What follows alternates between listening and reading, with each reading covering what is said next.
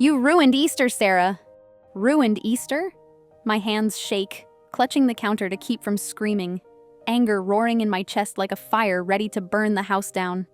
I'm done being their punching bag, done swallowing the blame for his chaos.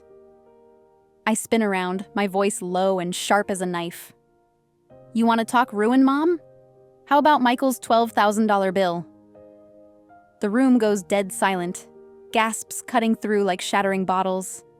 Mom's face turns white as a sheet, her mouth hanging open. But I'm a wildfire now. No stopping, no mercy. This isn't just about Easter. This is about lies, a lifetime of fighting with my brother, and me finally smashing their fake world with a truth that'll leave them all scorched. The dining room's a wreck, like a fight just tore through. Crumbs scattered, a gravy boat tipped over, spilling like a bad omen across the tablecloth. My sister, Emily, stares at me, her fork frozen in the air, eyes big as saucers. Dad, slouched at the table's end, jerks his head up, his face creasing like he knows a storm's about to hit. Michael, sprawled like he's king of the castle, smirks. That cocky, infuriating grin that's been driving me nuts since we were kids. "What's this, Sarah?" he says, all smug, arms crossed. "Making up stories to dodge your screw-up? Typical you." His words spark my anger like a match on dry grass, and I'm ready to burn. I don't blink. I dig into my purse, fingers snagging the folded paper I've carried like a loaded shotgun for weeks. I slam it on the table, the sound loud as a slammed door. "This," I say, my voice steady but hot with rage, "is the credit card bill you thought you hid, Michael. 12 grand in 1 month. Want to explain that?" Mom gasps, her hand jumping to her chest like I've stabbed her. "Sarah, what are you talking about?" Her voice shakes, but it's got that protective edge, like she's already trying to shield her favorite kid. Emily's fork drops, clanging loud, her eyes bouncing between me and Michael. Dad leans forward, his voice rough. "What's she saying, Mike? What bill?" Michael's smirk slips just for a second, but he plays it cool, waving a hand like it's no big deal. "She's lost it, Dad. Probably got her own bills mixed up. You know Sarah, always stirring up trouble." His jab burns, but it just fuels me. I unfold the paper, my hands steady even though I'm boiling inside, and shove it toward Dad. "Read it," I say, my voice ice cold. "Fancy hotels, a $3,000 bar tab in Miami, designer watches, all on the family card. Your perfect boy's been spending like he's a rock star." Dad snatches the paper, his eyes scanning the numbers, his face darkening with every line. Mom's breathing fast, twisting her napkin into a knot. "Michael, is this true?" she asks, her voice wobbly, like she's begging him to say it's a lie. Michael laughs, a short, fake sound that doesn't fool anyone. "Sarah's blowing this way out of proportion. It's business stuff. Networking. She wouldn't get it." I'm so mad I could scream, and I step closer, my voice loud and sharp. "Networking? A $2,000 dinner with your buddies is networking? A $4,000 watch? You're living like a king while Mom's yelling at me for every penny we're short." Emily speaks up, her voice shaky but mad. "Michael, you said you were helping with the budget. You told Mom you'd pay for Easter stuff." Her words land like a punch, and I see Michael's eyes flash with panic. He shifts in his chair, glaring at her. "I did help," he snaps. "I paid for the flowers, the decorations. Sarah's just jealous, trying to make me look bad." That word, jealous, cuts deep. Me and Michael have been fighting forever, him always acting like he's better, stealing the spotlight while I'm stuck cleaning up his messes.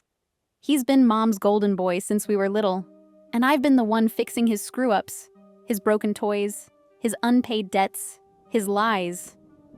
Not today. I pull out my phone, my fingers quick as I open the banking app I've been checking for months. "Jealous?"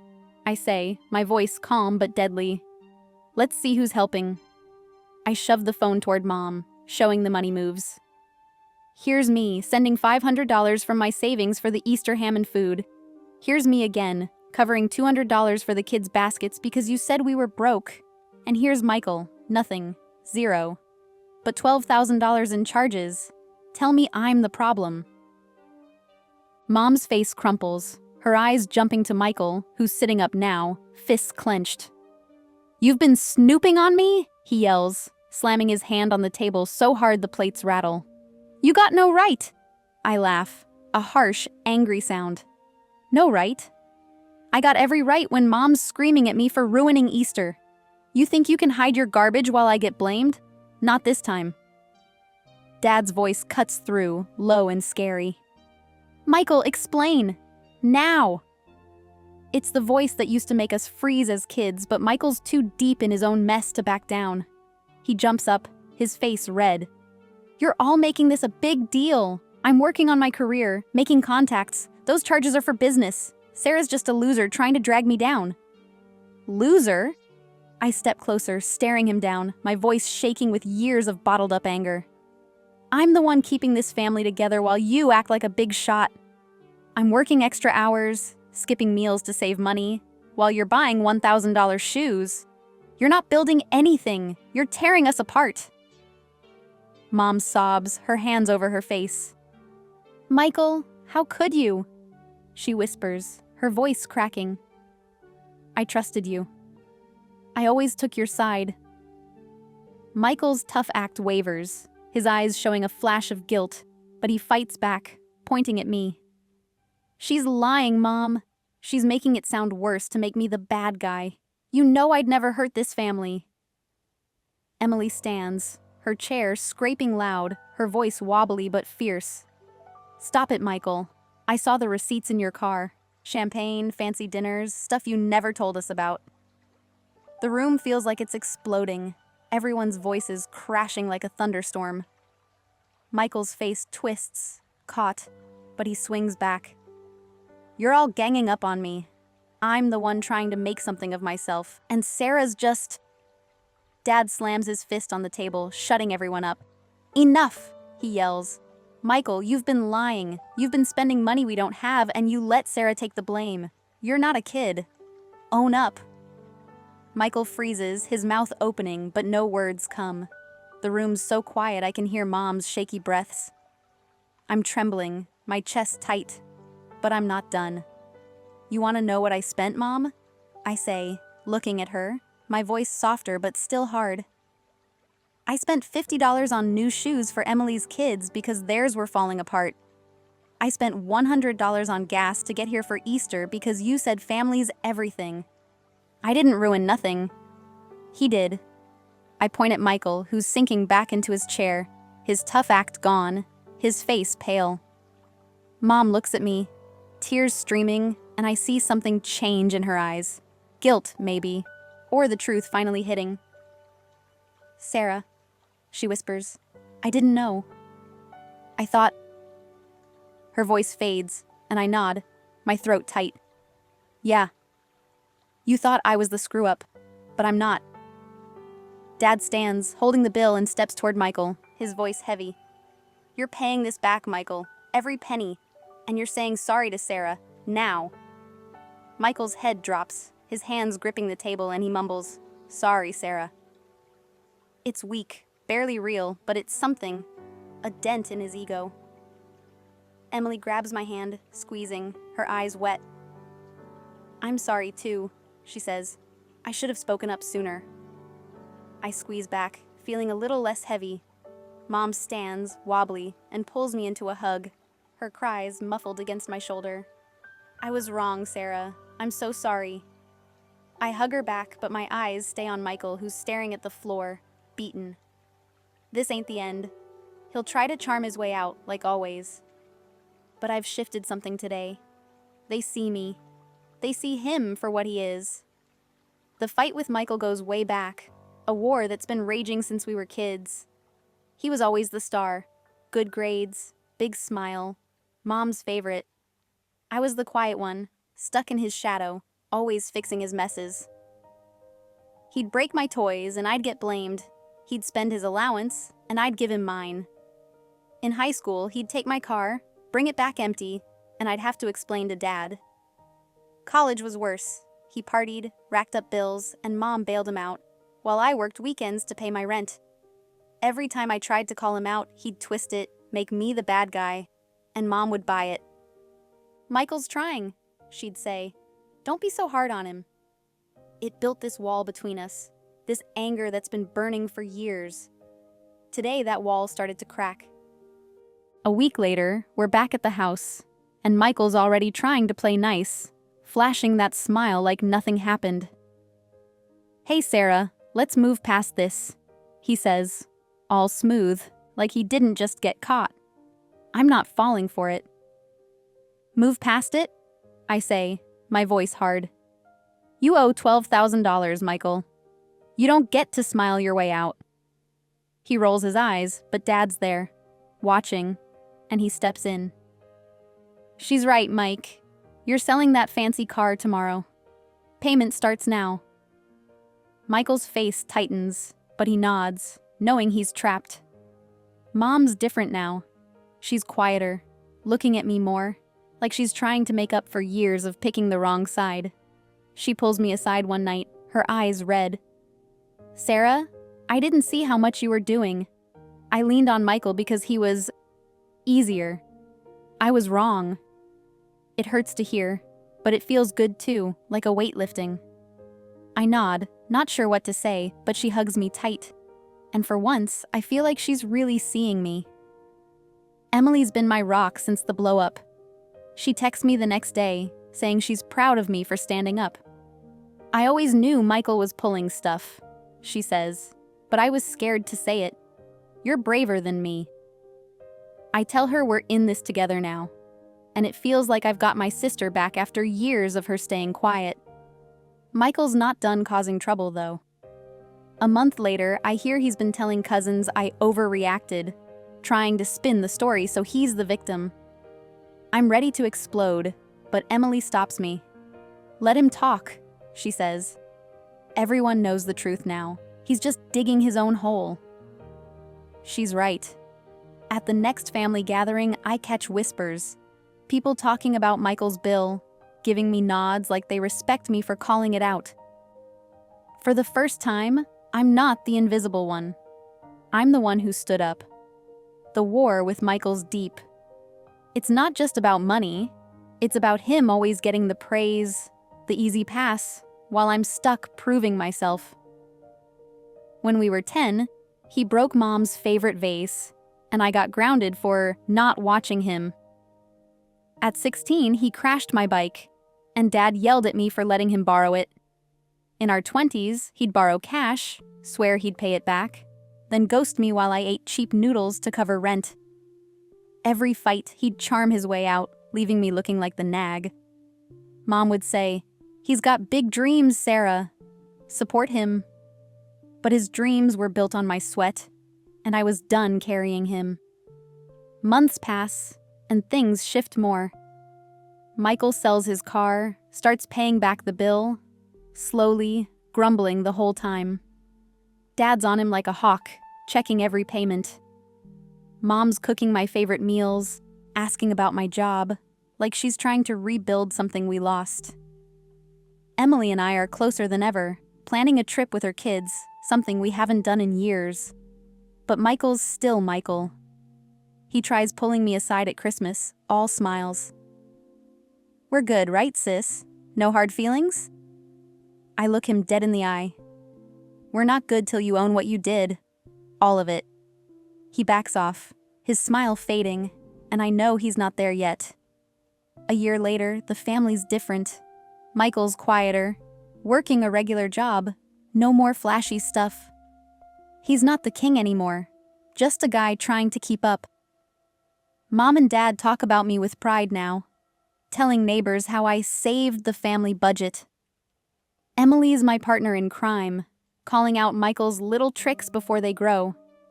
The $12,000 bills mostly paid, but the real win's bigger. I broke the cycle. Michael's lies don't slide anymore. Mom's eyes are open. And me? I'm not the shadow sister. I'm the one who fought, who won, who changed everything. But the scars run deep. I still brace for Michael to slip, to pull his old games. When he does, like when he forgets a payment, I'm ready, calling it out fast. The sibling fight's not gone. It's just different. He's not the golden boy, and I'm not the doormat. We're equals, whether he likes it or not. At Easter the next year, Mom hugs me tight, whispering, "You made this possible." The table's full, good food, real laughs, no secrets. I look at Michael, who's eating quietly, no smirk in sight. It's not perfect, but it's honest. And for once, I'm not cleaning up his mess. I'm building a family that sees me, fights for me, stands with me. 2 years later, the shift's even clearer. Michael's still paying off the last of the bill, working a steady job, but he's changed. Less cocky, more careful. He doesn't try to charm his way out of things anymore. And when he talks to me, there's a new respect, like he knows I won't let him slide. Mom's become my biggest cheerleader, always asking about my life, my dreams, making up for years of overlooking me. She even starts calling out Michael herself when he steps out of line, something I never thought I'd see. Emily and I are tight, like real sisters again, planning family dinners and laughing about old times, times when Michael's shadow didn't loom so large. Dad's proud too, always saying I'm the one who turned the ship around. The family's not perfect. There's still tension, still moments when Michael's old habits peek through. But it's better. It's real. The sibling rivalry's always there, like a low hum in the background. It's not just about the $12,000. It's about years of him getting the easy road while I fought for every step. When we were kids, he'd steal my Halloween candy, and Mom would laugh it off. In high school, he'd borrow my savings for emergencies, then spend it on new sneakers, leaving me broke. As adults, he'd promise to help with family stuff, bills, errands, then vanish, leaving me to cover it while he partied. Every time I pushed back, he'd play the victim, and Mom would take his side. "He's got potential," she'd say. "Give him time." But time just showed he was a user, and I was done being used. That Easter fight wasn't just about a bill. It was about breaking a pattern that had been choking me my whole life. 3 years out, Michael's almost a different person. He's paid off the bill, gotten a promotion, and started helping with family stuff. Small things, like fixing Mom's car or buying groceries for Dad. He even apologizes again, properly this time, at a quiet dinner. "I was a jerk, Sarah," he says, looking me in the eye. "I didn't see how much you were carrying. I'm trying to do better." It's not a full fix. Years of hurt don't vanish, but it's a start. I nod, cautious but open. "Keep showing it," I say. He does mostly. Mom's transformation sticks. She's my biggest fan now, always bragging about my job, my strength to anyone who'll listen. She admits she was wrong to favor Michael, and it's like a wound finally healing. Emily and I are closer than ever, teaming up to keep the family honest, planning holidays that don't end in fights. Dad's softer now, always pulling me aside to say he's proud, that I'm the glue holding us together. The family's not just surviving, it's growing, stronger, because of what I did. But I don't forget. The rivalry with Michael's still there, a scar that aches sometimes. When he slips, like when he tries to skip a family event, I'm quick to call it out, and he listens now. No arguments. The power's shifted. He's not the star anymore, and I'm not the backup. We're equals, and he knows it. 5 years later, at another Easter, the table's full again, kids laughing, food piled high, no tension. Mom raises a glass, her eyes on me. "To Sarah," she says, "who showed us what family really means." Everyone cheers, even Michael, and for the first time, I believe it's real. I'm not just seen, I'm valued, fought for, loved. That's my win, and I'm never letting it go.